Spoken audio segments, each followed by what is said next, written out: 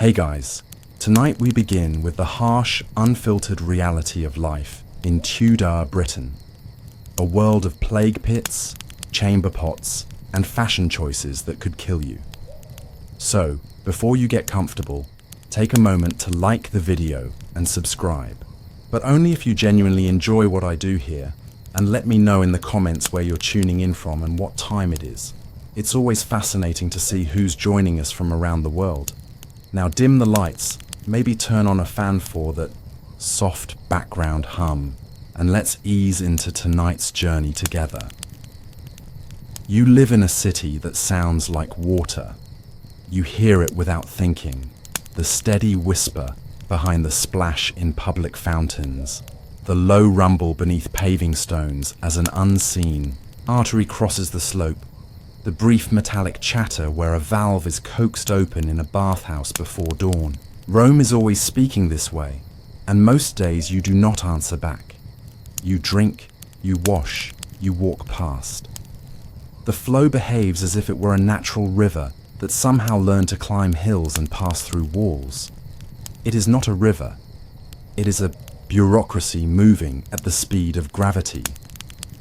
To understand Rome's water, you begin before sunrise at a gate in the city's masonry, near where one of the high Aqueduct arcades steps down toward a hilltop tank. The Latin words matter because they are the labels in which the city thinks. Spicus for the channel, Arcus for the arches that carry it, Castellum for the distribution tank, Fistula for the lead pipes that leave the tank and drop into neighborhoods.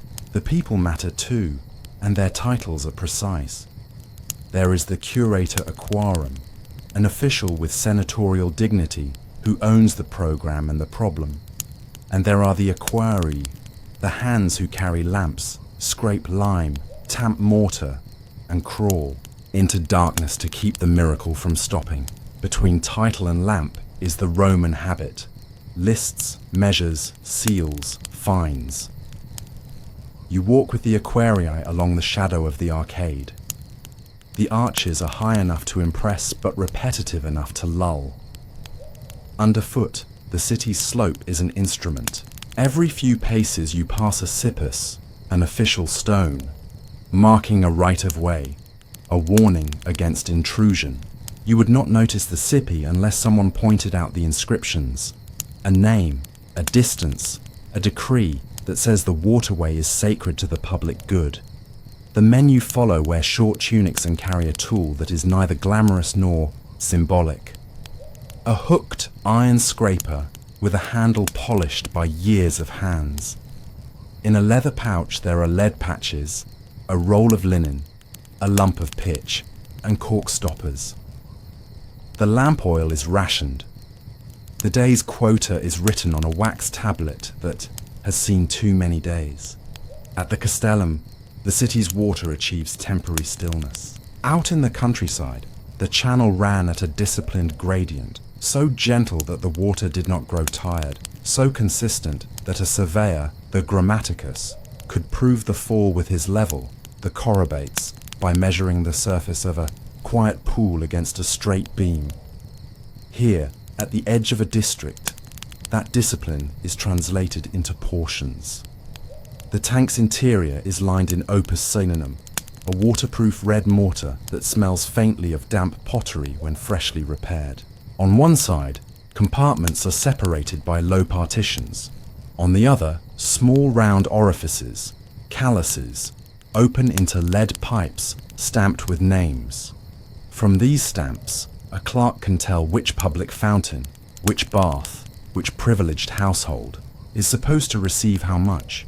The measure is expressed in a unit no longer familiar to you, quinaria, a pipe's cross-section, converted into entitlement. The math is everything. It is also invisible, like the pipe itself, buried and forgotten, until the day it is not. You watch a hand run along the tank's edge, past a chalk mark that reads like a tide line. That pale crust of mineral is the aqueduct's second cargo. Sinter is its polite name, Over months and years, dissolved minerals precipitate out and cling to surfaces, narrowing the effective diameter of channels and pipes. The aquarii know the sinter as a weight at the end of the day, when their shoulders burn from scraping. They schedule cleaning like a farmer schedules pruning. Too rarely, and the crop suffers. Too often, and the work steals time from other work. When the team drains a section and climbs inside, the darkness is cool, the air still, and every scratch of the iron tool is a metronome marking hours removed from your calendar. Rome's water system did not spring finished from engineering genius. It accreted. One line began low and early, another arrived higher, and later, a third crossed a valley on bristling arcades to find a sweet spring and bring it home. The names translate to your ear like a roll call of habits. Appia, Anio, Marcia, Virgo, Claudia. Each stream has its personality. Some are praised for coldness, clarity, steadiness. The city adjusts to this plurality by negotiation. When a bath's furnaces burn hotter in the afternoon, and vapor curls off pools beneath coffered ceilings, the extra demand is not conjured from nowhere. A valve somewhere else yields a little. A poor neighborhood's fountain might be strongest in the morning, weakest by evening. The allocation is not democratic, it is administered. The men with the lamp must make the ledger true. Frontinus, the stern name behind the system, wrote his book as a scolding. If you could hear his tone from the first century, it would sound like a manager who found 3 kinds of theft and 3 more kinds of carelessness within a week of accepting his office. People bored illicit holes into pipes and then painted over their crimes. Contractors used pipe of thinner gauge than they had promised. Farmers diverted a trickle to orchards as if Rome would not notice. Frontinus promised to notice. He inspected outlets against authorizations, measured diameters, ordered stamps on legal pipes, threatened to pull up anyone's garden that lay across the public way. None of these actions moved a single drop. They made the public river legible, which is the thing that kept it real. You can follow the public river by its residues. In a neighborhood near a market, a fountain sings in a shallow stone basin with 3 spouts shaped like lion heads. The spouts are worn smooth by hands more than by water. A bronze ladle for the poor hangs by a chain. 2 boys barter turns, the older keeping score by a pebble per bucket method that has worked for every contested chore since the invention of chores. The baker at the corner has already filled his troughs at dawn, when his leaven woke and demanded to be fed. The fuller has hauled water to his shop to rinse cloth that was soaked in stale urine the day before, a chemistry that smells worse than it works. A matron tips a small jug and baits the spout with her finger, aiming for a clean pour. By evening, the same basin will show a fringe of green and a ring of silt, and at some point before dawn, an Aquarius will lift the lid at the pipe's foot, flush, and move on. Inside a bath complex, the water is culture in motion. You can walk the path the way a custodian does, backward from splash to source. The hot room's brazier flickers low. The warm room hums as men talk about the same small things in the same low voices. A slave rinses oil and sweat off a master's shoulders with a damp cloth, and the water drains through a floor channel into a settling tank, where sand can fall out before the overflow finds the sewer. The spigots you see, smooth bronze mouths, are only the visible tip of an arrangement that runs along corridors, across a shallow courtyard, and into a castellum that subdivides the gift from the aqueduct into specialist streams. One branch feeds the hot cistern and by transfer, the warm. Another is kept for the cold plunge and for drinking. In a corner room, there is a shelf of stoppered jars of lye and a bucket of ash. Maintenance smells like ash. Not everyone is allowed to connect as they please. The privilege to run a private pipe is a privilege, not a right. A wealthy household might possess a stamped allocation and a line that enters the kitchen courtyard down the wall. A servant keeps a list of uses, so many amphorae for cooking, so many for the garden, so many for washing linen on market day. When the allocation is exceeded, someone goes to the fountain like everyone else. The law draws its line where self-help meets the public good. If a workman finds a clandestine joint downstream from a legal outlet, he reports it to his foreman, as if reporting a broken brick. The penalty is not dramatic. A fine, a cut pipe, a new stamp. The drama is in the predictability, because predictability is what makes a city livable. Every system that seems eternal is seasonal in a way you do not expect.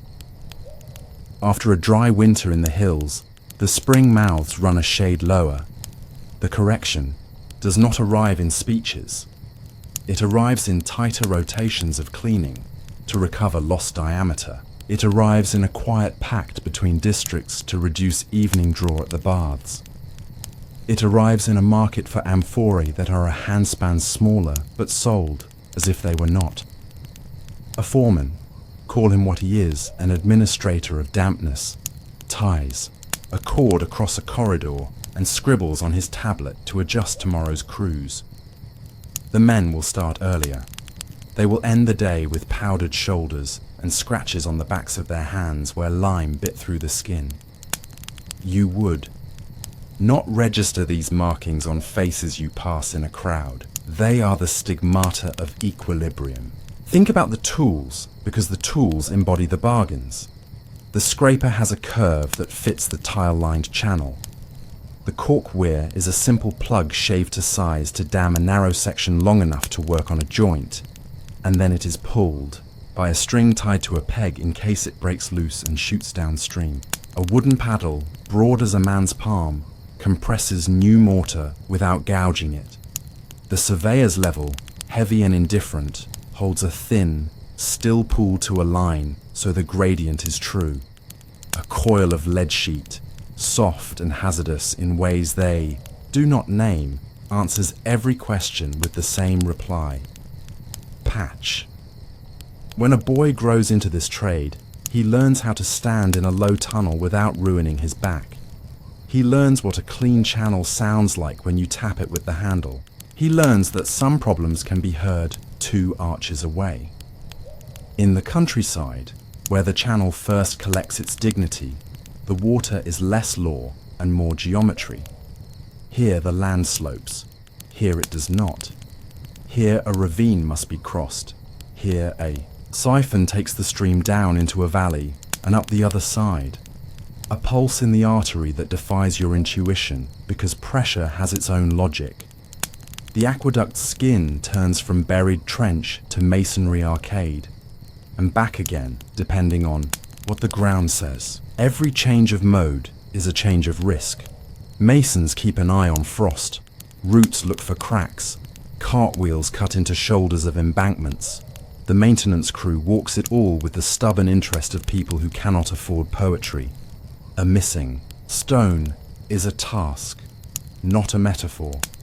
You might imagine the system as a single-minded conqueror of distance, but most of its labours are local. A farmer whose field abuts the aqueduct's protected zone wants to extend a furrow a few feet and see what grows in the damp. A tanner tries to justify a small pipe by calling it a drain. A night worker in a bathhouse develops a technique for easing a valve more open than the schedule allows, just for an hour before the foreman returns. Each act is understandable.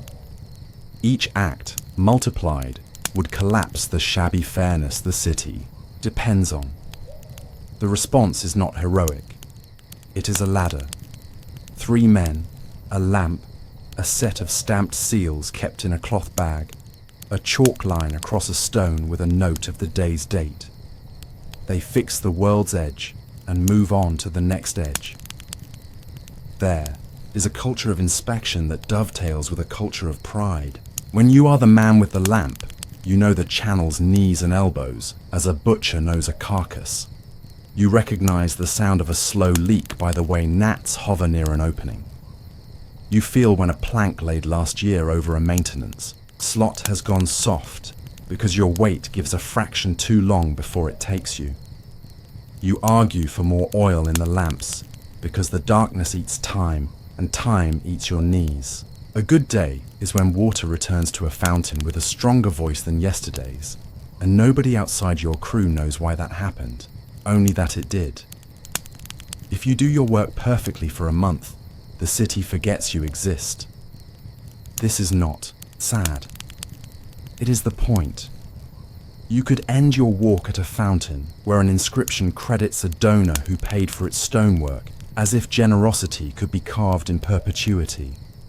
Or you could step behind that fountain, push open a wooden door and see the box where the pipe enters and the valve sits in darkness with its simple truth. Turn me too far and somebody goes without. The person who turns that valve does not think of politics. He thinks of the friction that will seize if he moves too quickly. He thinks of the bit of wool he will wrap around the stem to quiet a squeak that would wake a sleeping household. These are not grand thoughts. They are the thoughts that keep cities from breaking themselves. At the end of the morning, you lean against a sun-warmed wall and listen to the city's water do what it always does. It escapes notice. It gets measured anyway. The ledger fills with numbers that stand for pipe bores and rights and duties. A foreman runs a thumb across the wax surface to make a correction and will smooth it flat with the backside of his stylus tonight to make space for tomorrow. The aqueduct, the tank, the pipe, the fountain, these are not monuments. They are pages in a book that must be rewritten every day in order to say the same thing. Today, it flowed. If a whole city can rest on the rhythm of scrapers and valves, what happens when habit itself fractures? When an earthquake jars an arcade, or when a powerful patron demands more than his share? Or when the men with lamps grow old and no one learns the sounds they know? What would you hear first? And would you recognize the sound in time? You do not notice water until it changes its voice. That is the first lesson the keepers will teach you when you ask what happens if habit fractures. They will not speak in abstractions. They will point at a lionhead spout and ask you to listen at midday and again at dusk. They will ask you to remember the difference between the steady, slightly hollow song of a clean pipe and the thicker, impatient hiss of a partially obstructed one. They will let you hear a valve that has been forced half a finger wider than its schedule allows, and then they will tell you calmly that when a city's balance shifts, the first alarm is not a shout but a new timbre. You learn this on a day when a tremor has rattled plaster from cornices and made amphorae clink like cautious bells. The quake leaves the big arcade standing. Stone is stubborn, but wide things reveal less than thin things do. The thin things tell the truth. In a small inspection chamber beyond the walls, a hairline crack along the stuccoed interior, the opus signinum mortar with crushed tile that keeps the channel watertight, darkens from damp into a shine. It is not a gusher. It is a line that thickens drop by drop. The foreman you follow, he has a coping saw in his belt and dust in his eyebrows, runs his thumb along the seam, then pulls back and studies the way the moisture beads. He does not call for a miracle. He calls for procedure. Procedure begins with isolation. Every aqueduct is written with sentences you can punctuate. Settle, divide, shut. Above the crack stands a small settling tank, piscina limaria, where water slows and silt falls. Beyond it, movable boards, regulae, plate into grooves to block the channel temporarily. One man sets a wax tablet on the tank's rim and writes, "The hour." Another climbs down a hand-cut ladder and shoulders a board fitted with a leather gasket. They work like people who have practiced not hurrying. To isolate this tiny sector, they must imagine the whole line. The springs in the hills, where it begins, the miles of trench and vault, the pressure that will build if they are careless. They dip the board, the current takes it, and with a careful push and the resistance you can feel in your own arms, they seat it in the groove. The whisper becomes less insistent. A third man opens a small sluice to divert the flow into a bypass, channel that someone a generation ago insisted on carving for days like this. It is not elegant, it is civilized. You might expect the crew to tear at the crack. They do not. They mark the perimeter with charcoal, then scrape to clean the surface. The tools, scrapers, wooden paddles, small trowels, win you with their modesty. In a bucket is a mixture with a smell that reminds you of harbors and hot ash, lime and volcanic sand, the hydraulic mortar that hardens even underwater, the pulvis putillanus, the Romans' prize. Another man warms a coil of lead in coals until it is pliant. Lead is a dangerous companion they do not suspect. To them, it is companionship itself, the material that answers every leak. They pack the crack with mortar, lay a thin sheet of lead over the seam, tamp it with the wooden paddle, and seal the edges with pitch. The whole act has the dignity of someone mending a sandal. Careful, repeated, effective. While they work, the foreman sends 2 men down the line to listen. Aqueducts carry water, but they also carry information. A settler tank that does not settle will silt a pipe faster. A siphon that takes a valley will complain if air has entered with the tremor. A castellum where water is proportioned will tell you if the flow has changed upstream by the height it holds against its partitions. The messengers report back like minor prophets. The siphon groaned when the bypass was opened but held.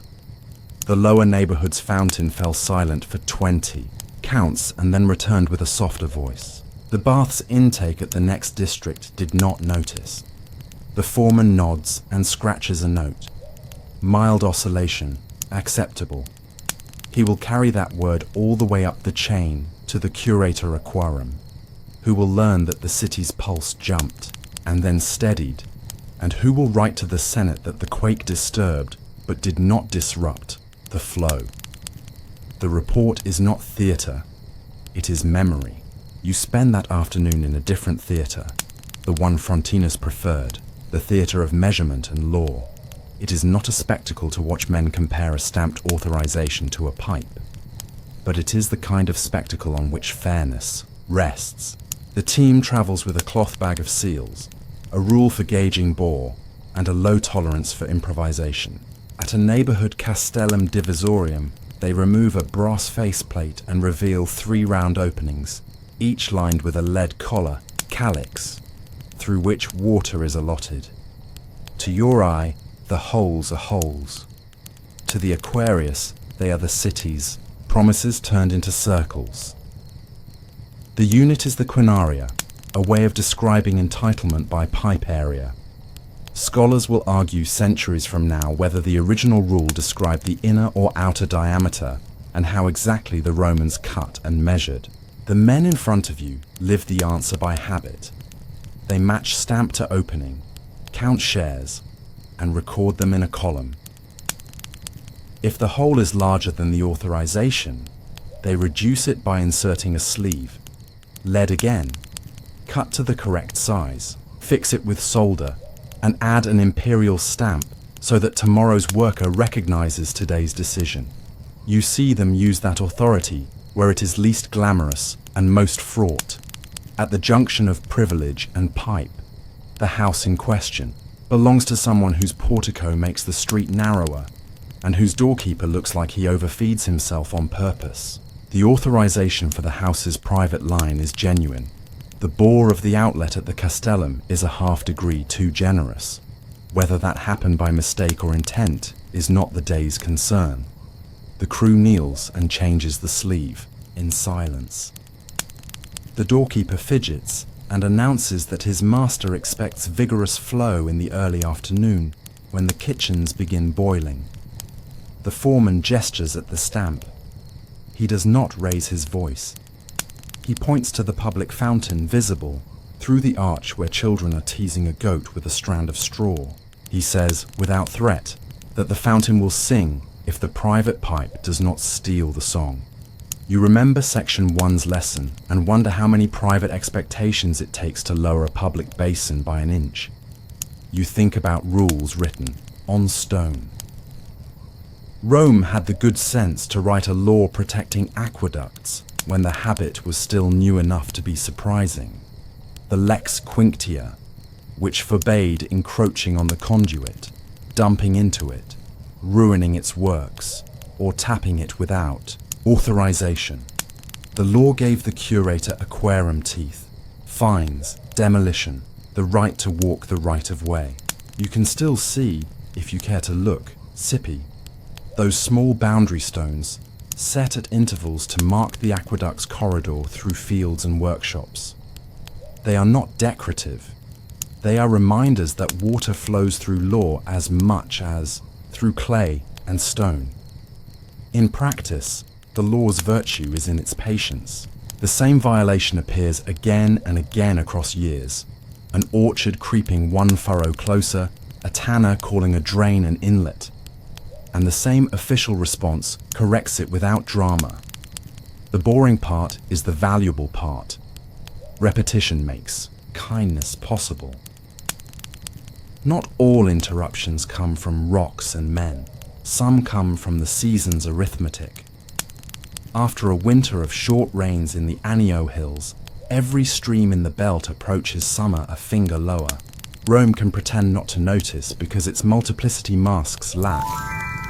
Where one head runs thin, another head still speaks strongly. But the thinness accumulates in ways only the keepers measure. If an upstream piscina limaria is not cleaned as, often, the slow current lays a thicker bed and reduces the cross-section further. If the bathhouses are allowed their afternoon intensities without modesty, evening fountains stammer. A solution cannot be declared with a speech. It must be administered with hours and scrapers. The crew staggers cleanings, alternates districts. For minor throttling, adds a half day to the rotation on the line with the best water, because it is the one everyone will try to lean on. You hear this as the city's voice shifting through a week, not as deprivation, but as cautious breathing. You begin to appreciate the choreography at the edges. Outside the walls, the channel runs in a vault buried to its shoulders. Then an arcade strides across a shallow valley. Then a pressure pipe, an inverted siphon, plunges down one side of a deeper valley and climbs the other. The columns wait, pushing water up to height before it resumes its gentle slope. Every mode, change has a keeper who favors it. The men who love buried vaults know the smell of damp earth and the way vole tunnels appear near the foundations in spring. They carry traps along with paddles. The men who love arcades listen to stones and tap voussoirs with their knuckles to find hollowness. The siphon men are different. They are humble before metal and pressure. They test the air outlets at the crown so the line does not cough itself to death. They snug up the lead collars at joints without over-hammering and splitting them. They carry spare stoppers carved from cork that are numbered to fit particular openings, because a bad fit becomes a lesson only once, and the last lesson a man learns is the one that breaks his ribs. You also notice what households do when they suspect a thin spell. They practice small strategies that make the city survivable. Many houses face inward, around a courtyard that catches rain from the roof through an opening, the compluvium, into a basin, the impluvium, lined with the same waterproof mortar the aqueduct uses. That water is not for everything. It is a reserve for washing and the occasional bucket to douse ash. In the subura, where rooms crowd and walls lean in, the water carriers make a living by hauling amphorae from the nearest fountain in the cool of dawn. Their shoulders tell the story of how far a tenement is from the public spout.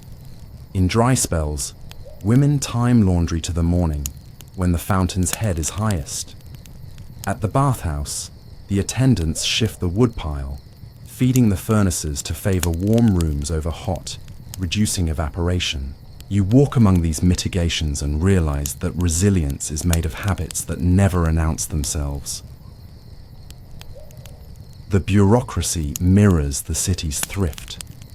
The office of the curator aquarum, inherited from Agrippa's lifetime of attention, is armored with lists. Somebody, likely a freedman with neat handwriting and an exacting temper, has compiled an inventory of outlets, their stamps, their authorized bores, and their destinations. The tablets, wax for dailiness, parchment for long memory, are cross-referenced with cistern capacities and known demands. The staff, imperial slaves and freedmen organized in squads, rotate between rural maintenance, urban inspections, emergency response, and fabrication. You are given a glimpse of the workshop where repairs are born. Coils of lead, sheets of bronze, a brazier where solder runs silver along a seam, racks of wooden boards cut to standard widths for the regulae.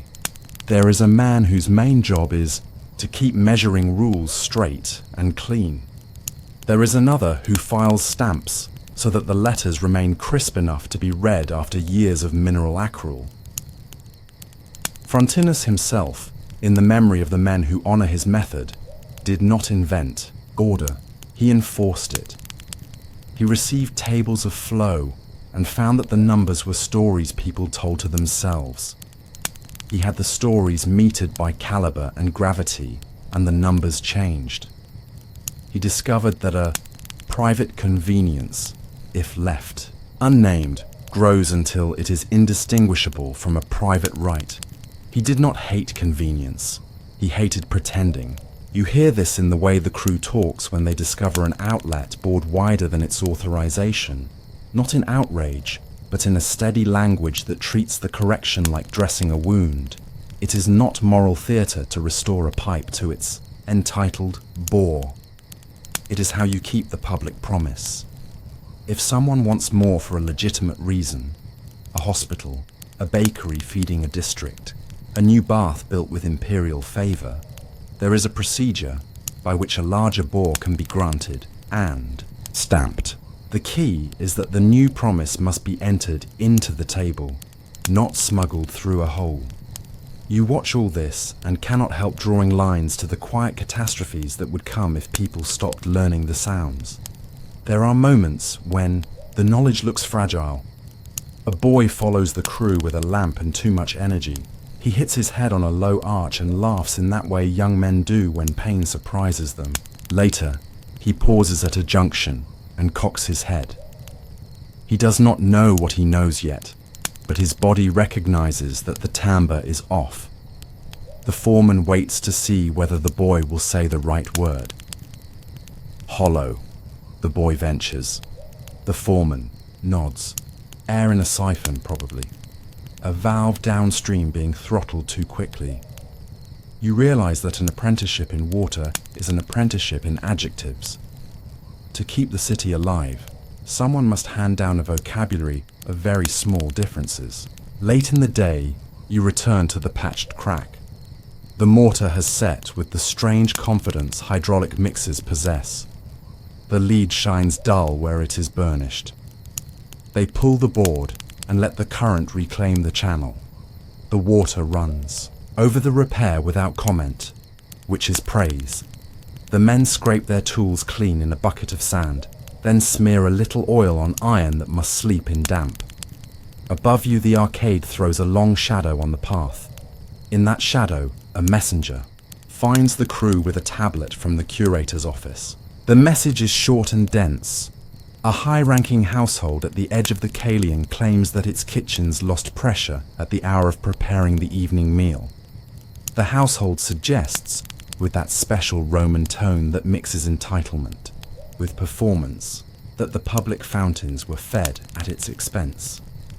The curator asks for a report that compares the evening head at the Kalian fountains to the private outlet's bore stamp and the day's bypass schedule. The foreman reads, wipes a knuckle on the tablet's wax to smooth a place, and writes back 3 numbers and 2 words. As authorized. You see the line that section 3 will have to cross. Here, at the seam where physics meets politics, procedure can hold for a long time, but not forever. A patron can lean on a magistrate, and a magistrate can lean on a keeper. A quake can return when men are tired. A drought can lengthen by a month beyond expectation. A generation can forget to teach the difference between steady and hollow.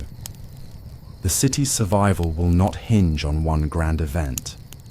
It will hinge on how many small acts can be sustained in sequence when the strong ask for more and the stones ask for patience. You are not heading toward a heroic climax.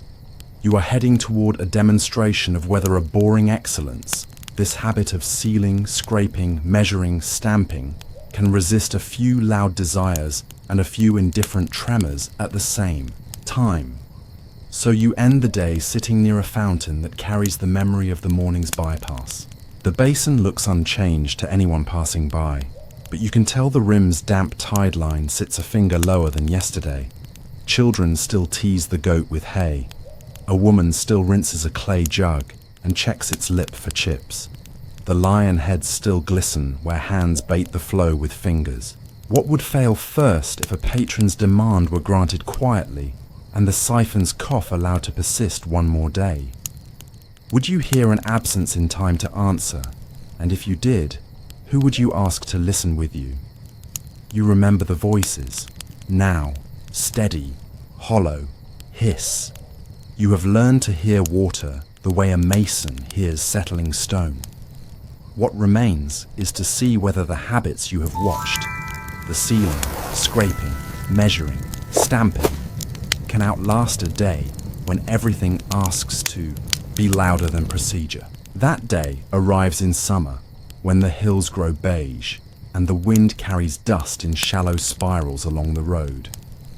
The springs are lower by a hand than anyone prefers to admit. The bathhouse attendants have already shifted their furnace routine. The baker's boy draws from the fountain before dawn. In the office of the curator aquarium, a small pile of tablets has gathered, each a polite complaint that, read together, describes a city leaning on its river. It begins in the valley where the aqueduct crosses by an inverted siphon, a fall and rise that embarrasses intuition but satisfies pressure. The Roman solution here is not one giant pipe, but a bundle of lead lines bound to a stone bed and marched up the far slope, each line taking a share of the strain. At a junction where collars meet a manifold, the tremor that passed weeks ago left a bruise the crew did not see. Under the summer's additional draw, a seam fails. It does not explode. It opens like a mouth and takes air.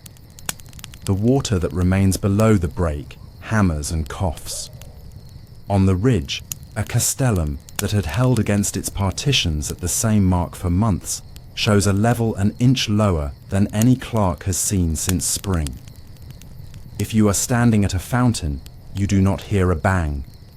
You hear a breath held a moment, too long.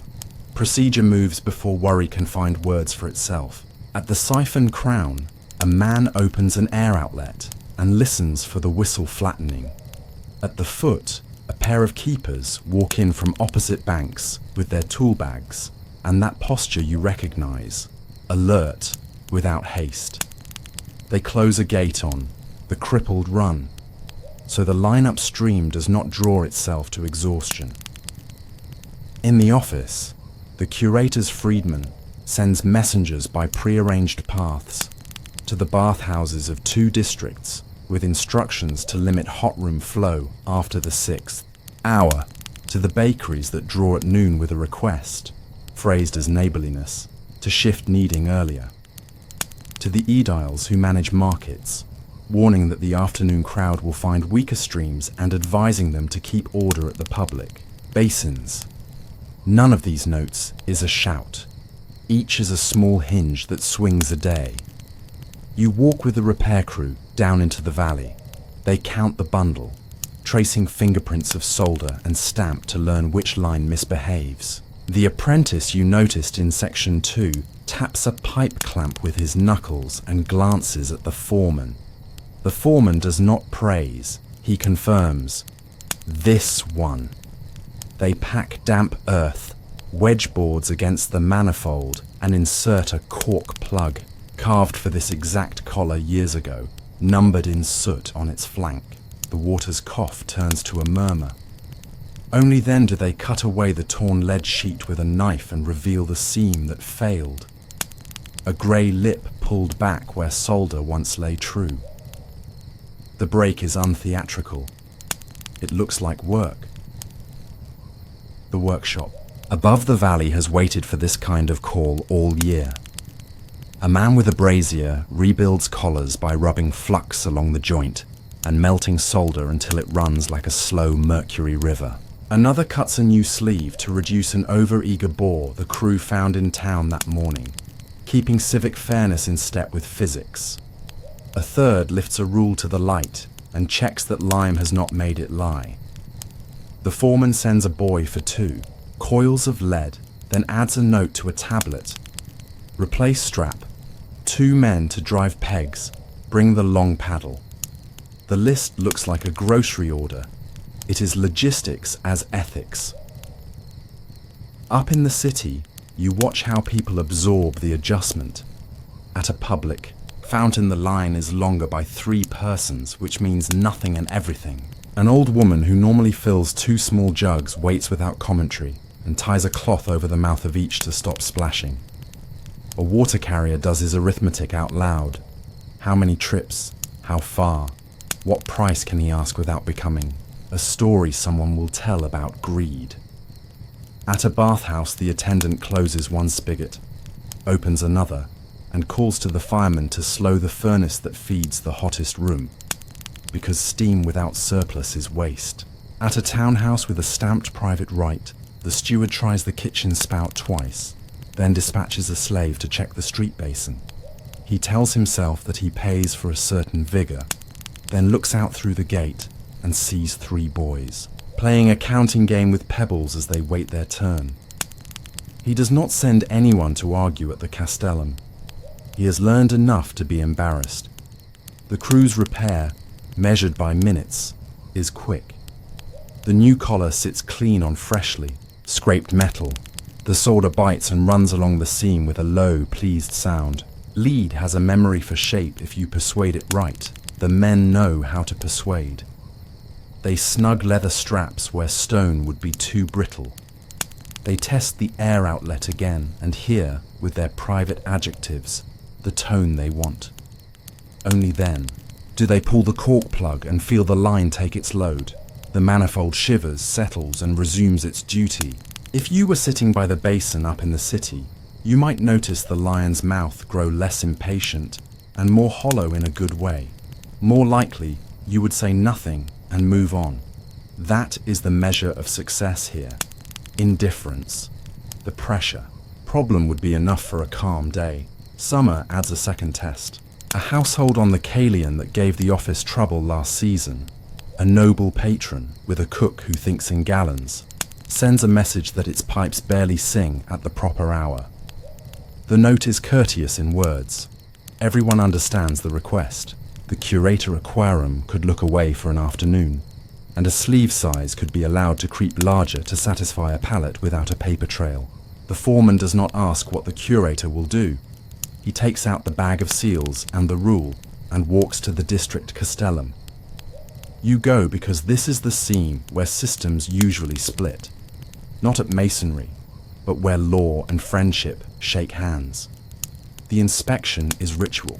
He lifts the faceplate, shows the steward the stamped bore, sets the rule, and reads the cross-section aloud as if performing a census. He runs a finger over the imperial stamp, the one that turns metal into a promise. Then he leads the steward around the corner to the public basin and points to the damp tide line that has sat a finger lower these weeks and will rise again when the hills breathe. He does not deliver a speech. He tightens the castellum's sleeve by a hair to true it to the authorization, presses a new stamp to the lead, and closes the plate. The steward has been spared the humiliation of a no. He has been given a demonstration that allows him to explain to his cook, as authorized. Back at the office, the curator writes a short entry of numbers and sends nothing else. Frontinus would approve. The city hears nothing about it, because nothing flamboyant happened, the boring excellence holds. You may ask whether any of this mattered beyond one afternoon. The answer is in the things that did not happen. The bathhouses did not boil their cisterns to dryness. The water carriers did not push and turn the fountain into theatre. The household, with a claim to vigour, did not teach others by example to tap the pipe. The siphon did not cough for a second day and hammer itself to fatigue. The apprentice did not hear the wrong adjective and learn to like the sound of disorder. A day closed over a repair, and routine wrote the page again. The men you have followed do not keep score in speeches. Their record is marks on knuckles, neat columns in a tablet, the way a tool sits in a bag at day's end, scraped clean, oiled, counted. Before dusk they walk the length of an arcade, tapping each pier lightly with the back of a scraper, tuck, tuck, tuck, because the quake weeks ago taught them to listen for hollowness, even when they are tired. They stop at a piscina limaria and scrape a fringe of silt from the lip, because the summer's low head makes every millimetre count.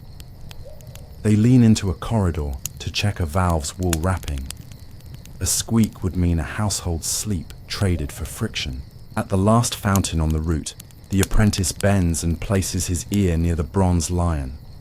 He smiles without showing teeth. The foreman nods once. A city's relief can be that small. You have learned enough to wonder what comes after the empire's headlines. Later centuries will ask why Rome's baths grew quiet and why grass grew between stones. The answer, there are many answers, will include the loss of this kind of knowledge and the loss of the surplus needed to practice it. Aqueducts cut, neglected, or deliberately severed do not behave like rivers.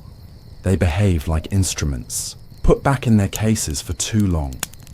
Medieval Romans will drink from wells and from the Tiber again, and haul amphorae from short distances, and they will tell different stories about water. The habits you watched, scraping sinter, truing bores, stamping lead, pacing gradients with a level, will contract to a few monasteries that keep craft alive in other materials. The text of Frontinus will outlive the office of curator. It will be copied and studied in a world that marvels at what once seemed boring, and yet the logic returns. Early modern cities build their own castella in brick and iron and call them by new names: service reservoirs, distribution chambers, meter pits. The Corobats becomes a bubble level. The wax tablet becomes a ledger, and then a printed schedule, and then a control room screen. The quinaria becomes a diameter in millimeters. The sleeve that trues an opening becomes a metal orifice plate. The stamp becomes an entry in a database, but it still converts a private desire into a public promise. The people do not change as quickly as the tools. Somewhere in every city a person walks a line, listens for a different timbre, tightens a nut a half turn, and writes as authorized in a box that nobody will read unless something goes wrong. If you look for the long impact, you should not. Look first at pools and fountains. Look at bureaucratic courage, the small repeatable courage to say no without humiliation, to record a number and live by it, to maintain a right-of-way with a sippus or a signpost, or a GIS map that says, do, not build here because the city passes underneath. Look at the usefulness of boredom, the way a job that can be described in a short list of verbs, scrape, sleeve, stamp, listen, becomes the spine of health and fairness. Look at apprentices learning adjectives. You cannot maintain what you cannot name. You sit again by the fountain where you learn to listen, and you notice something you missed on the first day. The stone lip bears shallow grooves, not made by water, but by centuries of earthenware, scraping the same curve as people drew jugs away. Maintenance records written in stone by accident. A goat nibbles a frayed rope. A courier passes without, quickening step. The lions sing the small, hollow song that means enough. You think of the siphon down in the valley. The patch you watched hammered and burnished. The cork plug slid back into its cloth sleeve. The number written on its side, ready for the next time. You think of the steward explaining to a cook that the flow is as authorized, and of a clerk's tidy hand making an entry that matters because it enables indifference. History spends itself in compromises like this. Empires announce, infrastructure endures. The men with lamps will grow old. Some will train successors, some will not. Another quake will come. Some collars will hold because someone took a half hour in a workshop to file a stamp clean. Someone will dig too close to a right-of-way. A sign will be ignored. A pipe will be bored wider. A law will be tested. A small word said in a calm voice will prevent a story that would otherwise be told as tragedy. You do not capture this with marble. You capture it with procedures, budgets, ledgers, and the ordinary loyalty of hands to tools. If you look for Rome in the modern world, you will find it in places where water is unseen, and yet weighted by promises. In the night shift crew at a treatment plant who adjust chlorine dosing because the river ran thick. In the team that walks a canal with a rake and clears weeds at a screen because a week of rain made every stem ambitious. In the person who installs a flow limiter on a private line because the public hydrant down the block must feed a fire when the wind turns. The Latin has changed, the metals have changed, but the ethics are recognizably Roman. Measure, record, keep, repair, share. The day ends as it should, with nothing to tell except that the city listened. You heard a change and watched the change be answered. You saw a demand glance off a stamp. You traced a bundle of lead lines across a valley and saw how a break teaches patience. Tomorrow the crew will start earlier. They will choose a stretch of channel for scraping. The apprentice will practice the adjectives again. The foreman will run a thumb along the wax and smooth it flat for another day's column. It will be boring. That is the victory. If cities rest on the quiet skill of people who hold to small verbs, are we still teaching those verbs and the adjectives that go with them well enough to hear the difference between steady and hollow before the basin drops by a finger?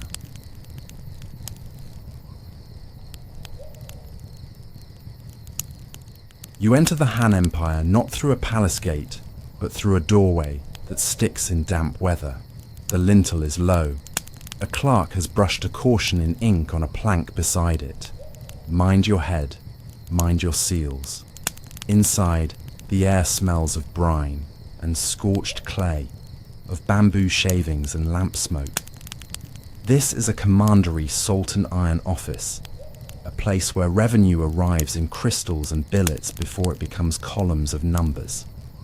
The empire's edges are full of cavalry and dust.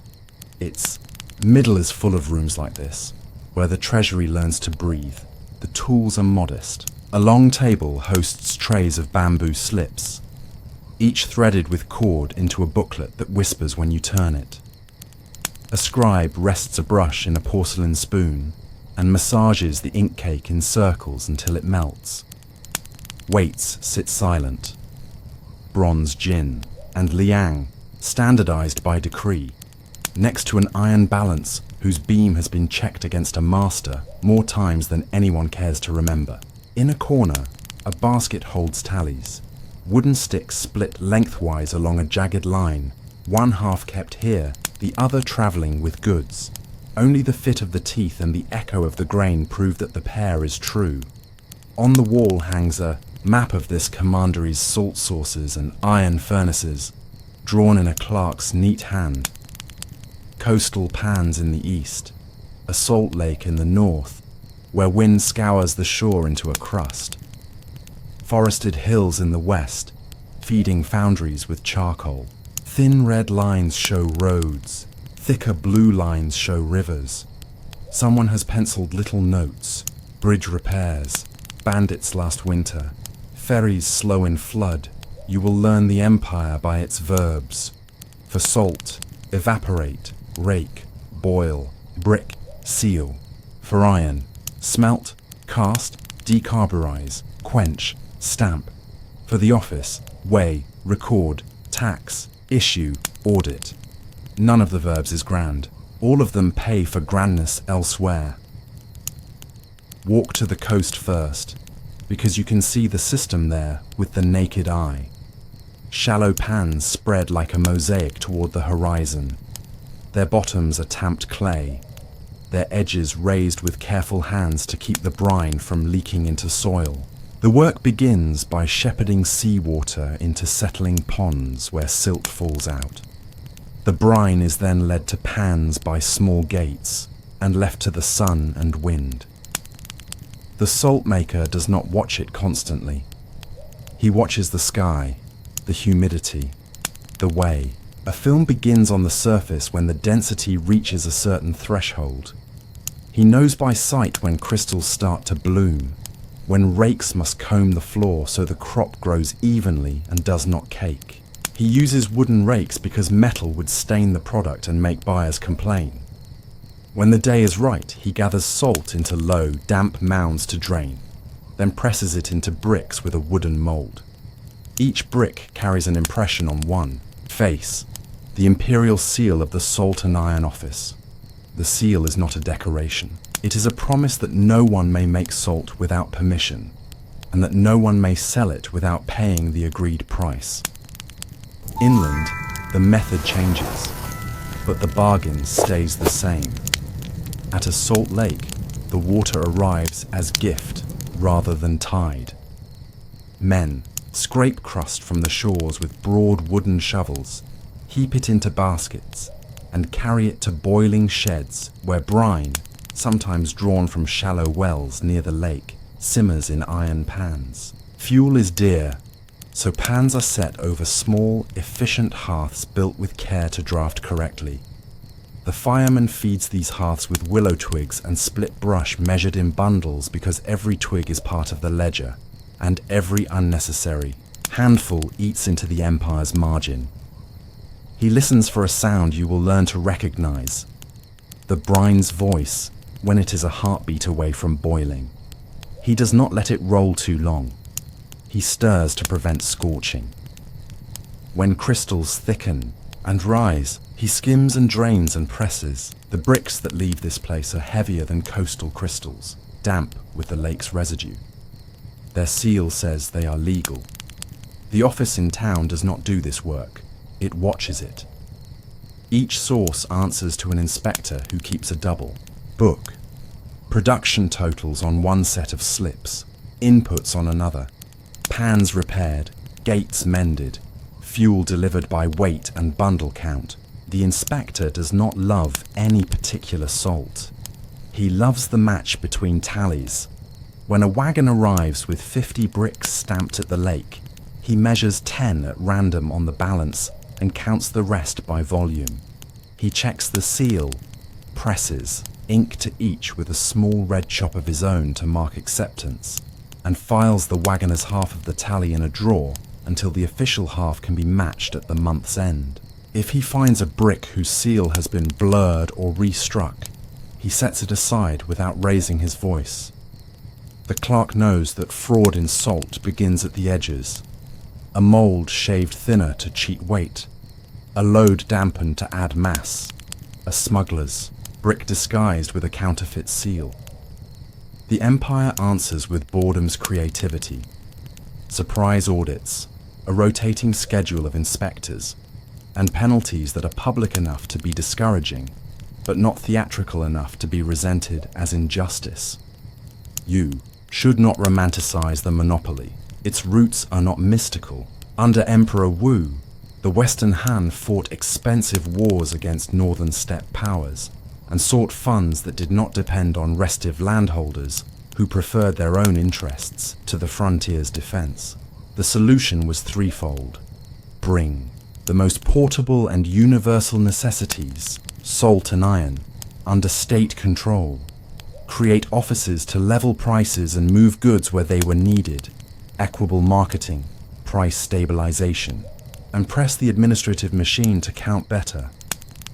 The effect is felt in kitchens and fields before it is felt in debate halls.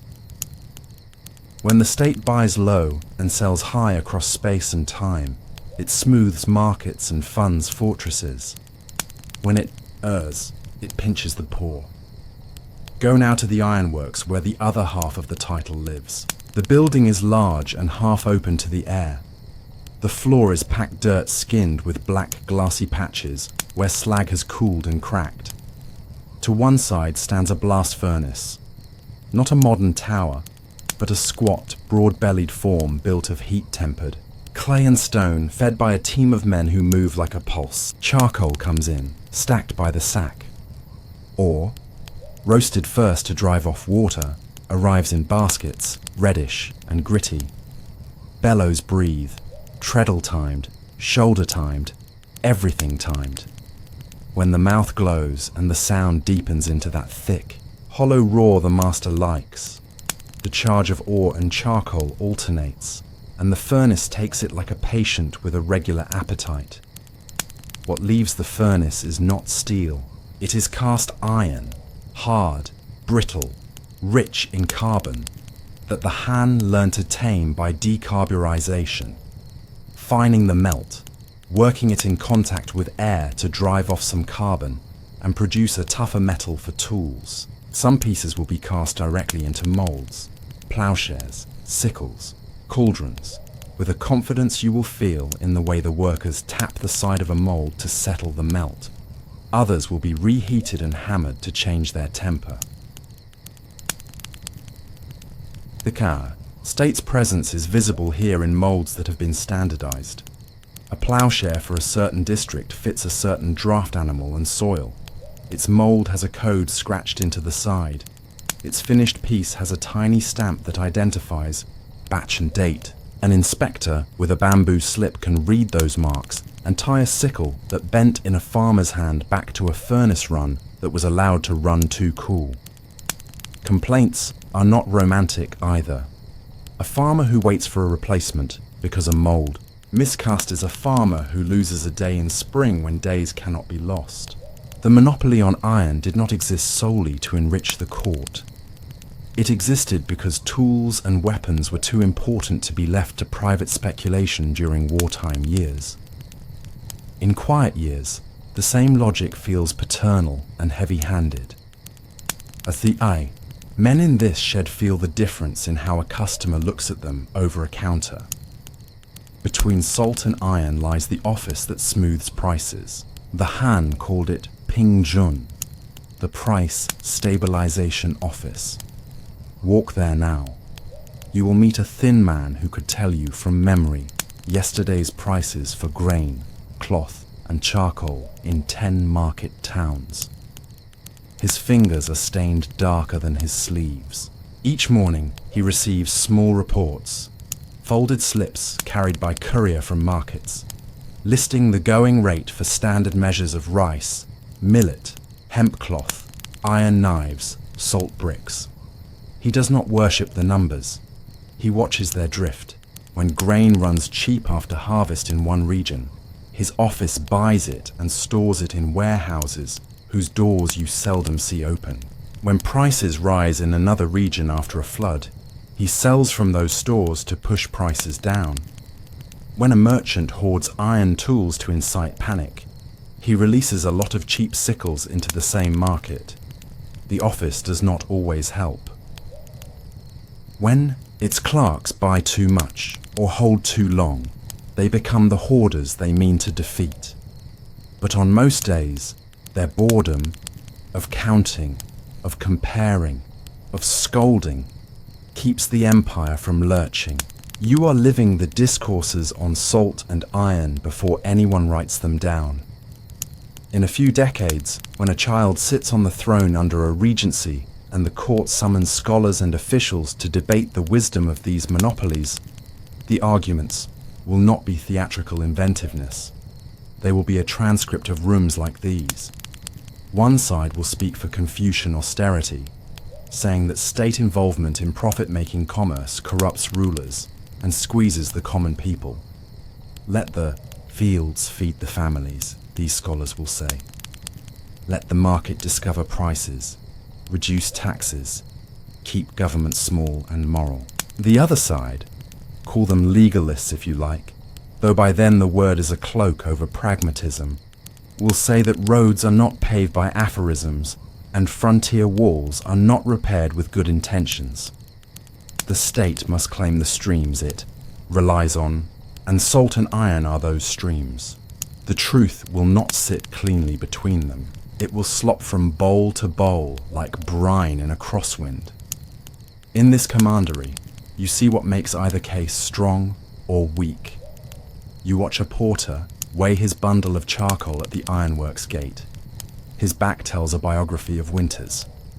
He knows the state's price schedule well enough to recite it, knows which inspector is strict and which is merely precise. He also knows that a private buyer downriver, technically illegal, would pay him a trifle more for his load and ask fewer questions. About moisture content, he sometimes takes that path when his child is sick. The law calls him a smuggler. He calls himself a father. The inspector calls him back from the gate after noticing that the charcoal's crackle is wrong, too wet, and deducts weight accordingly. No one makes a speech. The shortfall is noted on a bamboo slip. The porter grunts and adjusts the strap across his chest. He will return tomorrow. He will probably dry his load better. In the salt shed, you meet a woman who has been raking pans since she could hold a rake. She watches the sky like a chronometer. On the wall of her hut, a line of charcoal marks shows which months last year yielded steady crystals and which months were capricious. She does not read court debates. She reads wind. The monopoly pays her a fixed price that feels fair in spring and tight in winter. On days when typhoons threaten, the office will allow her to sell directly to nearby markets to avoid losing the crop. She remembers this kindness. She also remembers the week last summer when delays in tally matching left, wagons waiting, and her family fanned themselves with palm leaves while salt melted slowly back into slush. She does not curse the state. She curses heat. The clerk who heard her complaint later rounded a figure in her favor and then worried about whether mercy would become a rule. At the iron shed, you watch a smith who used to work for a private foundry before the monopoly folded his shop into the state's orbit. He knows tricks for cooling a blade to a temper that suits a wet climate and clay soil. He now teaches those tricks to apprentices wearing the office's hemp tabards. He begins to like the regularity of his pay. He misses the pleasure of bargaining over a special tool for a farmer with a particular field. He stamps each piece with the batch mark and supports the standard he once mocked. When the audit team arrives, he shows them the log where he recorded furnace temperatures and fuel charges with an accuracy that startles them. He is becoming the kind of bureaucrat the empire survives on, a person who finds pride in routine and kindness in exactness. Not everything is neat. Along the river, flat-bottomed boats carry salt bricks, stacked and lashed. The boatmen know the places where reeds hide contraband landings at night. They also know the patrol's route and which deputy will accept a pouch of coarse salt as an apology rather than seize a cargo. The office keeps records of seizures and posts them at market gates to discourage imitation. Punishments for illicit salt vary by era and by prefect, but they usually aim at purse more than flesh. The empire needs labor more than it needs the rumor of cruelty. The most effective punishment is often the most boring one, a multi-year ban from legal purchase. which forces the offender to buy contraband at worse prices and live with the ongoing anxiety of inspection. You watch a boat searched, bundles prodded, seals compared, tallies matched. The deputy finds nothing to seize, nods, and notes the time on a slip. The boat moves on. You stand on the bank and realize you are watching trust being manufactured from suspicion. You may ask where the money goes. Some of it is visible even here. The granaries along the road stand with their legs on stone piers to keep rats at bay, their doors sealed with clay stamps.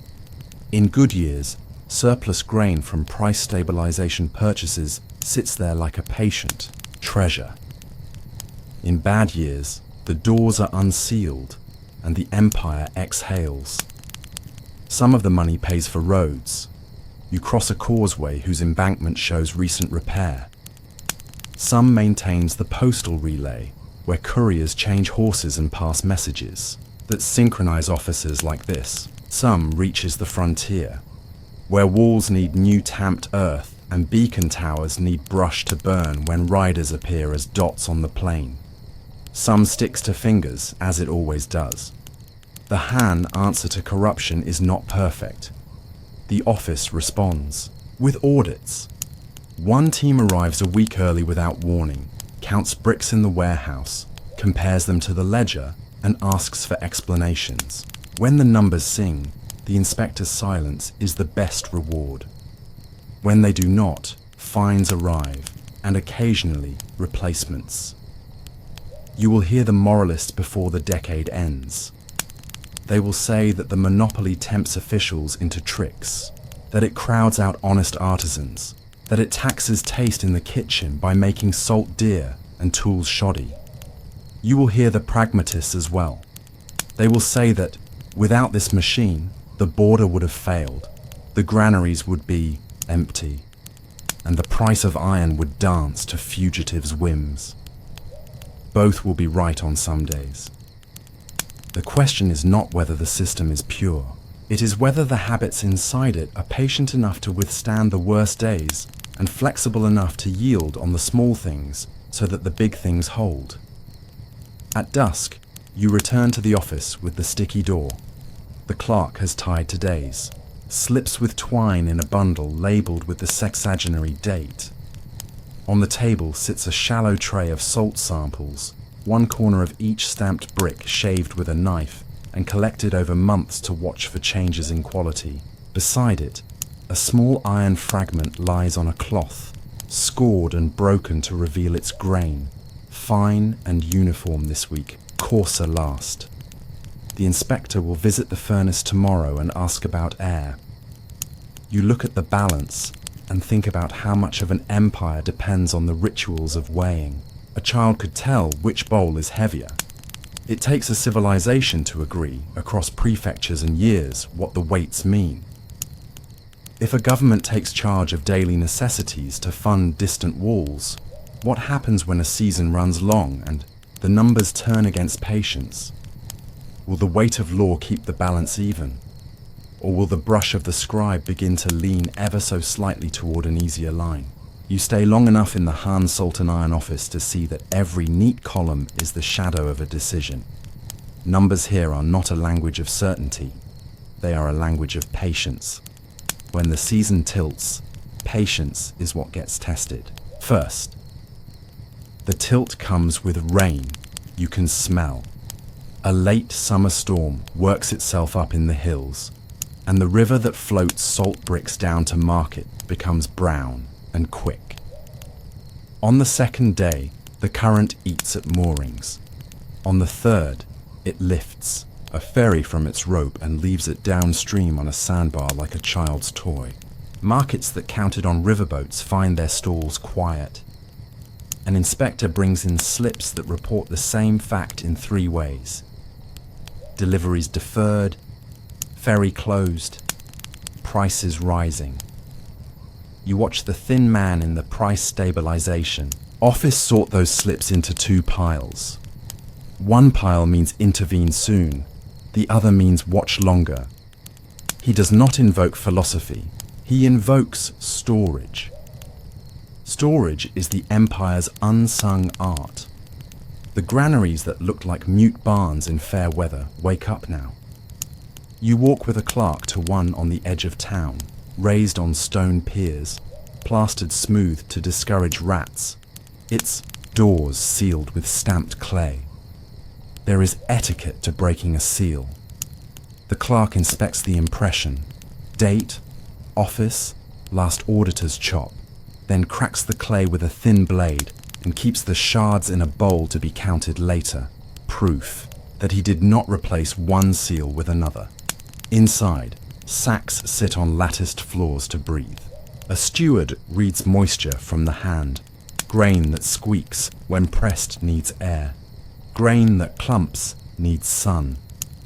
The price office buys now with one hand while selling with the other. Rice and millet out to the flood-stung market upriver. Iron, sickles to farmers whose tools rusted in storage. Salt bricks released from a warehouse near the ferry crossing to steady kitchen prices. The slips that authorize these motions carry the same date in the sexagenary cycle and are bound with the same twine. The difference is invisible to the eye. It is a choice. You see why the debate called the Discourses on Salt and Iron could only have been born in rooms like these. When the meeting happens in the capital some years from now, under a boy emperor with a regent steadying the throne, the literati will speak of virtue and the ministers will speak of walls, but the facts they argue over are the ones you are holding. The diffident way a clerk reaches for a seal, the habit of matching tallies, the nervous grin of a boatman who knows both river, levels and patrol schedules. The monopoly is not an abstraction. It is a routine that supports a frontier and a habit that can be abused. Flooded roads expose every joint. In the ironworks, charcoal doesn't arrive in the right rhythm, bellows slow, and the master shortens.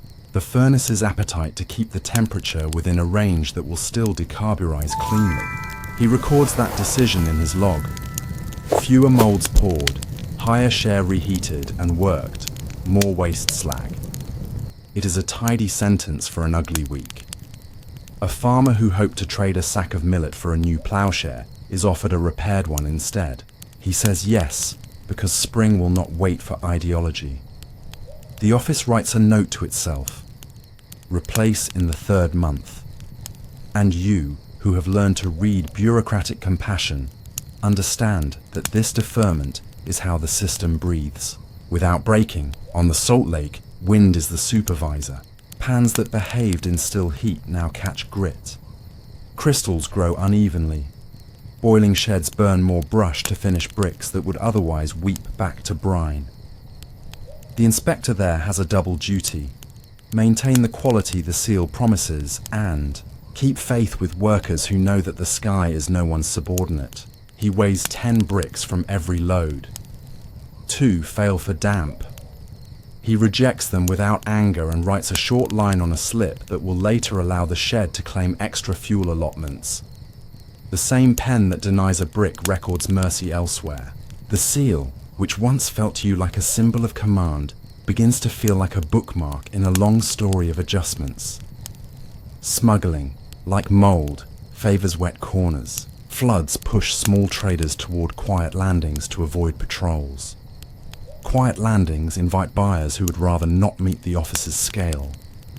You go with a river deputy on a day when the clouds thin and the smell of rot lifts from the banks.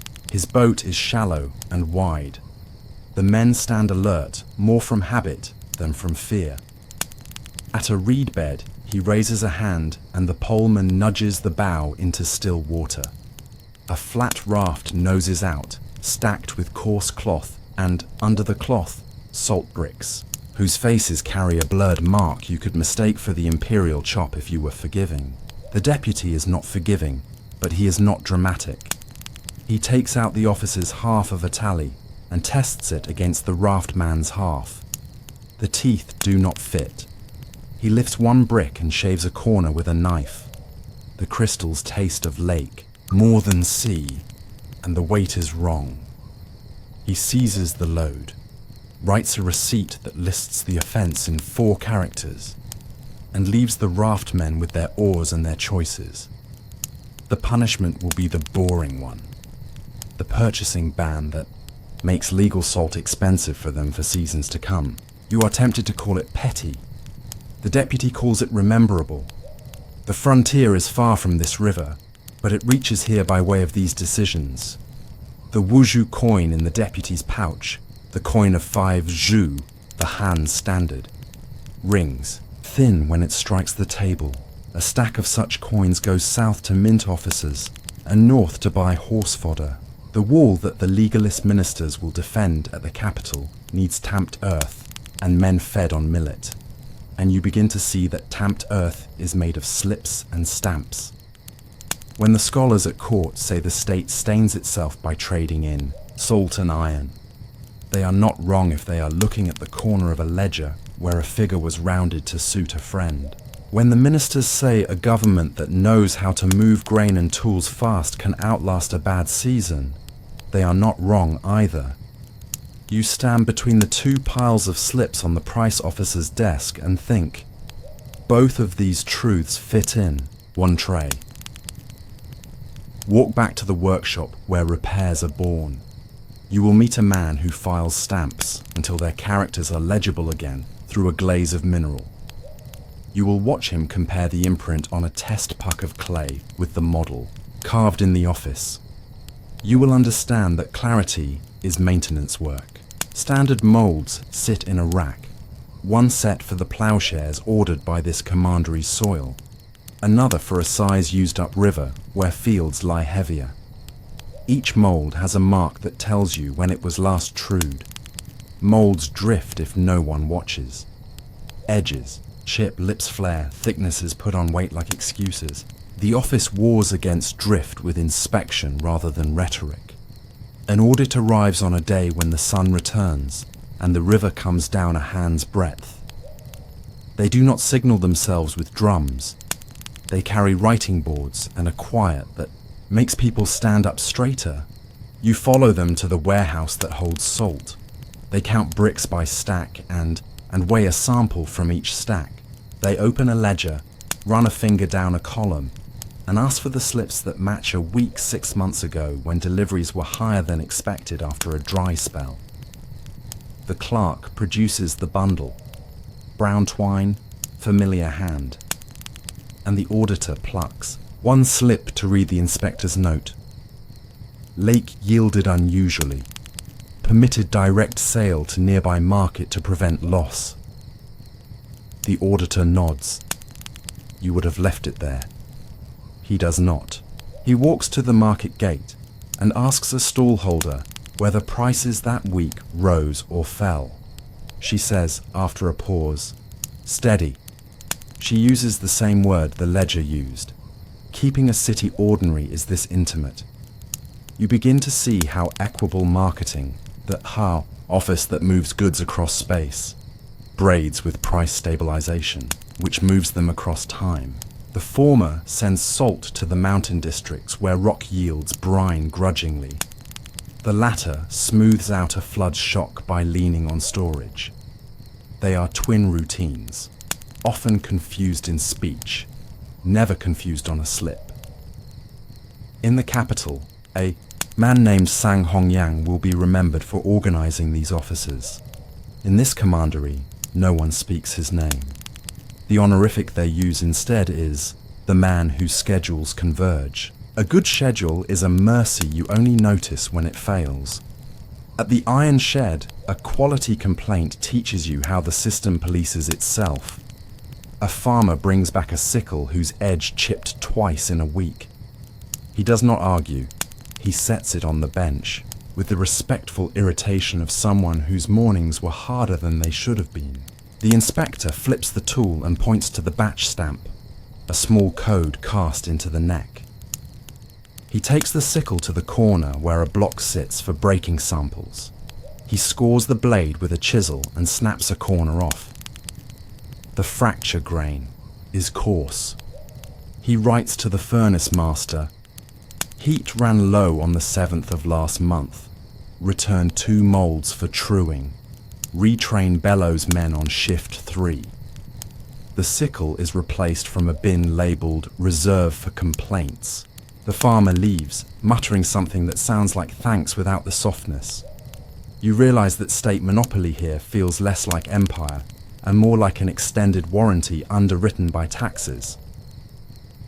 In the salt shed, another complaint takes a different form. A seller in the market says the bricks feel lighter than last season's by the same measure. The inspector does not scoff. He takes 2 bricks from warehouse stock, shaves a corner from each into the tray of salt samples he keeps, 1 corner from every accepted batch as a memory, and weighs them against last season's shavings. The difference is small but real. He sends a note to the coastal pans about the thickness of the mould's press and to the lake about extra drainage time before bricks move to wagons. 4 people adjust work that feels trivial to the hand and significant to a kitchen. You also witness how the system yields in small places so that it can hold in large ones. A widow with 2 children, she speaks softly to a clerk who does not look at her face, asks whether she can buy coarse salt at the office price rather than the market price this week because her brother's ferry work disappeared in the flood. The clerk is not allowed to say yes. The inspector, who overhears, pretends to check the stamp on a brick and then asks her if she will carry a message to the salt lake on her way home.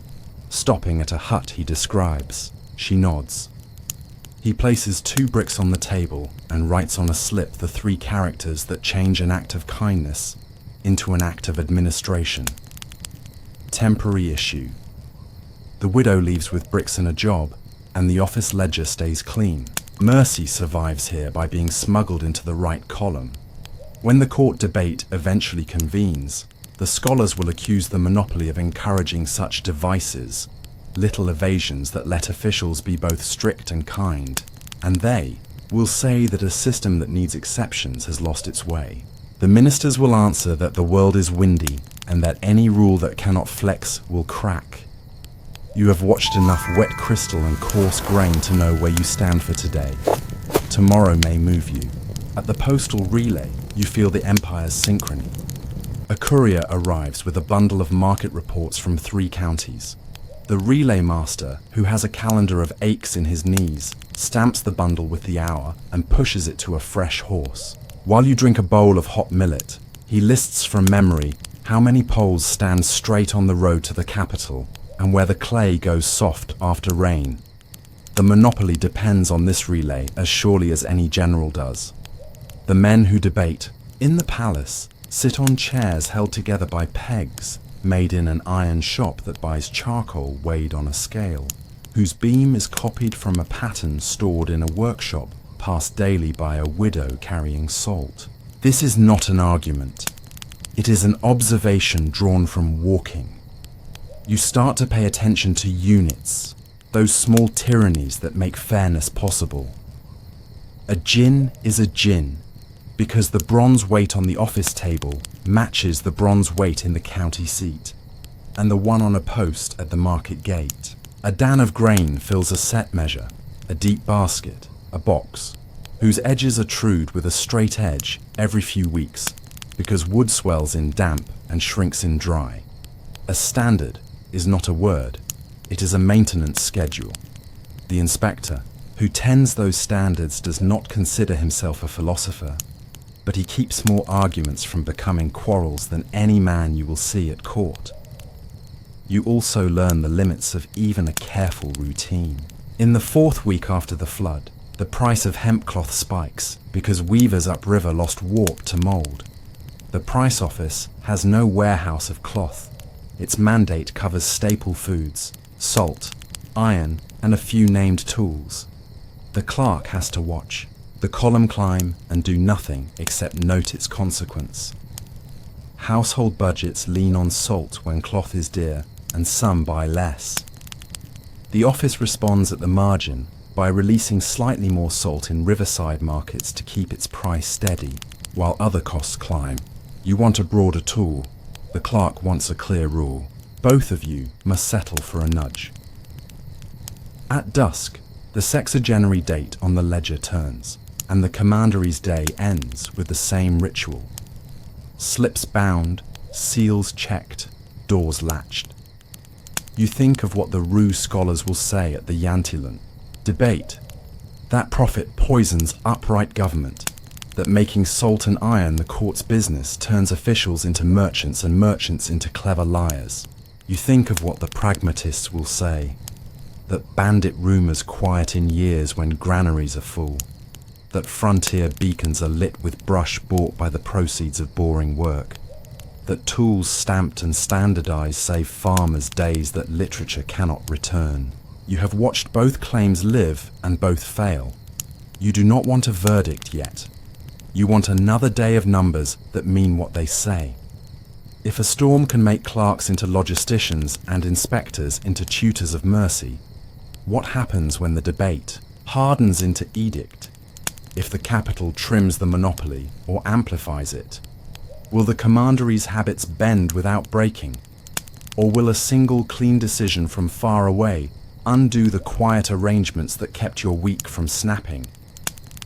You learn how a policy ends by how a door sounds when someone opens it.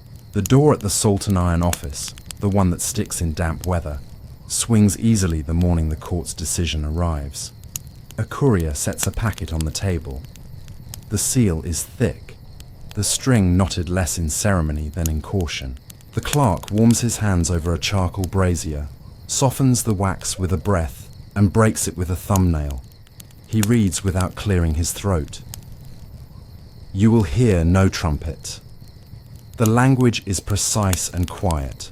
Certain offices will be curtailed. Certain monopolies will be maintained. Others will be revised. Some extraordinary measures, adopted under the shadow of war, will be rescinded under the light of peace. The phrasing is bureaucratic poetry for a hard fact. The balance is shifting. In the capital, scholars have pressed their case that an upright state should not seek profit. Ministers have argued that walls and horses cannot be paid with maxims. The document in front of you is not a verdict for one side or the other. It is a timetable. The clerk reads the lines that matter. Here, the price stabilization office, the one that buys and sells across time, will slow its hand. The equitable distribution office, the one that moves goods across space, will keep moving, but with fewer fingers. The monopoly on iron will be examined, district by district, and shifted to private production, where capacity and trust allow. The monopoly on salt will remain intact in this commandery for now, owing to its importance to health and to the uniformity of the revenue. The characters are neat, the implications are not. You remember what you have seen these last weeks. Flood mud on the ferry ramps, the river deputy shaving a brick's corner with a knife, the iron shed rationing heat and offering a repaired ploughshare with an apology. Those were the empire's verbs. Smooth, ration, issue, remember. Now the verbs change, not at once and not everywhere, but enough that you will hear doors cease to stick. The iron shed feels the edict first. A parchment arrives with a list of names. Private masters licensed to resume casting and forging under a schedule of inspections. Molds to be copied from the state pattern and stamped with a new mark. The inspector looks at the list and runs, his finger down to find a familiar one. The smith who, before the monopoly, knew how to temper for clay soil and wet wind. He nods. He does not celebrate. He writes to the master and asks a practical question. How many bellows, men, can you take? And will you keep the same code on molds so that batches remain traceable? He is trying to keep the grammar of accountability even as the subject of the sentence changes. What does a monopoly's edge look like when it frays? It looks like a gate between yards. The state shed's gate hangs open for the first time in years, and men carry molds across it. State patterns one way, private, copies the other. They check edges with fingers and straight edges. A boy chalks a line along a lip that wants truing. A private master tests a poured sickle against a state sample by balance and by fracture grain. He scores, snaps, and studies the gleam in the break. It is not ideology, it is metallurgy with a deadline. The inspector watches and says one thing: keep the batch mark. We need to track complaints to their heat. You go to the market and find price acting like weather again. With the price office slowed, the granary doors open less often and grain follows its own drift. In a week of ease, millet softens and the poor breathe out. In a tight week, cloth spikes because mildew ate Warp Up River and no one owns a warehouse of cloth to even the line. The salt bricks sit steady. In this commandery, the court's letter keeps salt under the same seal and the same promise. A woman who rakes coastal pans listens to the rumor of change and says, let them change iron. First, salt melts easily if you argue near it. The iron shop, 2 lanes from the office, sings a new rhythm. Customers return with the old habit of bargaining. A farmer runs a thumb along a fresh ploughshare and asks the price with a careful neutrality that lets him keep his dignity if he must say no. The master answers with a figure indexed to charcoal and ore, not to season or the market mood. He wants to be fair and also solvent. You hear the job become harder in one sentence. When the state set price, the master could fight over quality. Now he must fight over both. He still stamps the batch mark because the inspector asked, and because the mark makes complaints rational. The farmer who comes back 2 weeks later with a chipped edge meets not a shrug, but a ledger and a conversation. Heat, bellows, mould. In the river reeds, you see something else shift. The smugglers acquire daylight faces. Some of the men who hid flats of coarse salt under cloth become licensed carriers of iron tools for private shops. They stand taller when a deputy approaches. The deputy's boat, which once searched for blurred chops and badly fitting tallies, now searches for weights that lie and measures that have swollen in damp. Enforcement does not vanish with policy. It changes instruments. The deputy taps the rim of a measuring box with his knuckle, listening for rot. He weighs a stack of knives on a balance checked against the office standard. The nagging of the state becomes a different nagging. You realize that the quiet part of government, the part that asks whether a gin is really a gin, never gets to retire. It is the boring courage after the big argument ends. Not everyone benefits in the same week. The bakers, whose flour cost jumped when granary doors stayed shut, complain in a chorus that sounds like the squeak of kneading troughs. Even, small, continuous. The boatmen who used to sneak along reed beds at night now move openly with iron, but they find the roads to private shops rut deep because maintenance, the thing state money did on bad days, has lagged. The smiths who were proud of hitting state temper are proud now of pleasing particular farmers. They miss the comfort of a steady wage when rains come. The frontier is a long shadow here. You do not see the beacon towers, but you hear about them, in short sentences. Brush delayed, tamping crews paid late, a commandant who sent a letter with more apologies than numbers. The court will not say that loosening the price office and shifting iron took coins from walls, but coins are not made from dust. The ministers who argued for funding necessities still have necessities to fund. In some places the monopolies remain, in others they are relaxed or paused. The court's intention is balance, but intention tricks no ledger. Years compress in you like pages pressed together by a heavy book. You remain in this office long enough to witness an experiment that gives historians a neat sentence. The iron monopoly falls away in places, and, years later, a different court brings it back. The salt monopoly endures longer here than there, and then everywhere for a time. because kitchens do not favor improvisation. There is even a season when, emboldened by theorists, an edict abolishes both monopolies, only for another edict 3 years later to restore them because the practical world did not bow as quickly as parchment hoped. You would like to be surprised. You are not. A machine as large as salt and iron does not turn off like a lamp. It sighs and resets. The central monopolies were briefly abolished from 44 to 41 BCE and then reinstated. Later, after the usurpation and fall of Wang Mang, the Eastern Han trended back toward private operation.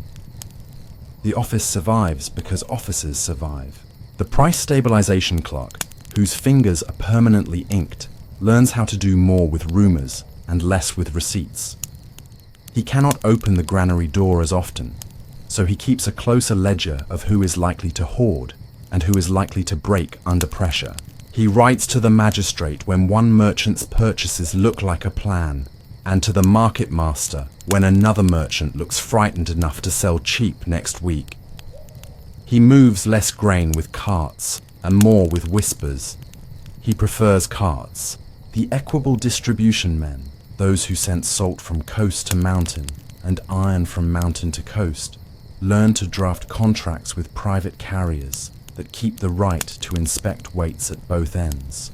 The verb inspect becomes a hinge in more sentences. A boy who once carried trays of bamboo slips in this office grows into a man who reads court history. He copies 2 lines onto a wooden tablet and hangs it near the balance. Under the marshal, emperor, the state took salt and iron to fund the frontier. Later, men debated, and the policies were cut and mended. He is not making a point. He is making a calendar of the obvious. He also copies a 3rd line, more local. If you cannot keep the weights true, none of the above matters. His private. History is that the Wuzhu coin in his purse, 5 zhu by decree, spends as if its weight were a promise. And that promise is what lets him nod at a price without taking out a knife to shave the edge of every doubt. Han nationalized salt and iron in 117 BCE. The Wuzhu coinage stabilized weights and measures. What do the workers feel? Ask the raker at the coast. She still reads wind and sky. The ownership of the seal on the brick's face does not change the angle of the sun. She finds that private buyers will sometimes pay a little more for a batch with larger crystals, and she modifies her raking rhythm to raise bigger plates from brine on days when the air is dry enough to allow it. She also finds that when a wagon breaks a wheel, a private buyer shrugs and says, "Tomorrow," while the old office would send a replacement axle because the price stabilization men needed the bricks in a particular market before a particular date. She feels both kinds of system in her shoulders and in the way her children eat. Ask the furnace master who runs a private shed now. He tells you that he used to resent inspectors who measured the mold lips with a rule and stamped a batch mark into the neck of his tools. He found their lectures fussy. He now asks the same inspectors to come once a month because the batch mark and the mold check turn quarrels into repairs. He finds that one rhythm of monopoly remains worth keeping. Standards. He keeps a clay, test puck by the brazier, and checks his stamp against it each morning, copying the officer's habit because it saves his temper. Ask the river deputy, who still patrols the reed beds. He no longer shaves salt corners as often, but he takes pleasure in a different kind of fairness. He keeps a box of standard measures on the boat and takes it ashore to markets without fanfare. If a merchant's measure has swelled in damp, the deputy does not write a fine first. He sets the state box beside the market box, pours grain, and lets gravity argue. He writes a warning, stamps it with a mild stamp, and makes a note on a slip while standing with his back to the wind. The method is a small mercy learned in a larger machine. You think ahead to the capital. In 81 BCE, the court will stage the famous discourses on salt and iron, a conversation about virtue and necessity that later readers will quote like scripture.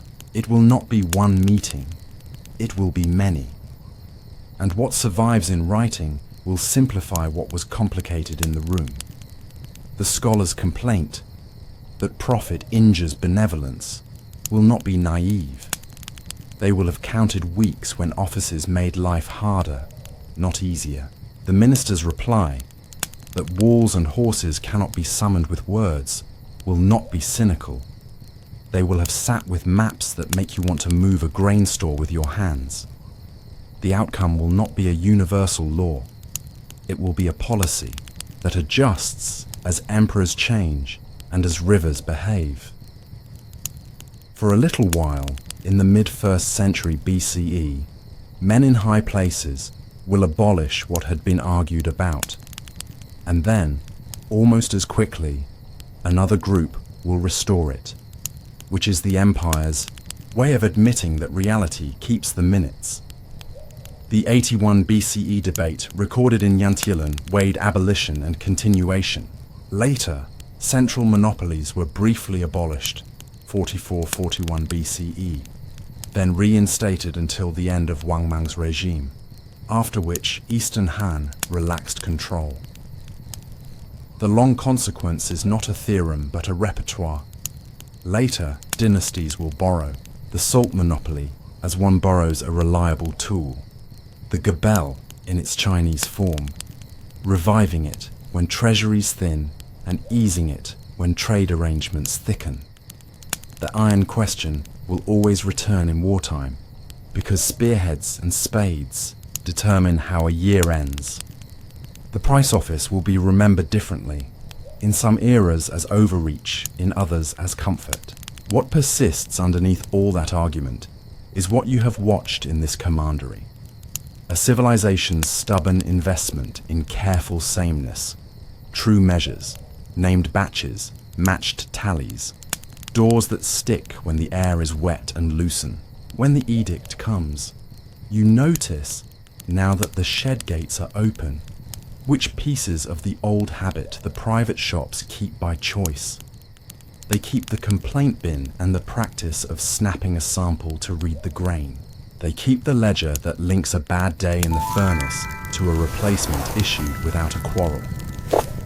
They keep the inspector's monthly visit because it helps them say, as certified, to a customer whose face suggests distrust by default.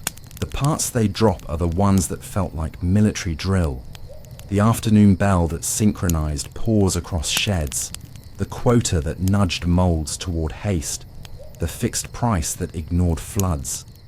You do not lament the drop, you register it. By late autumn, the granary has a different sound when you knock on the door.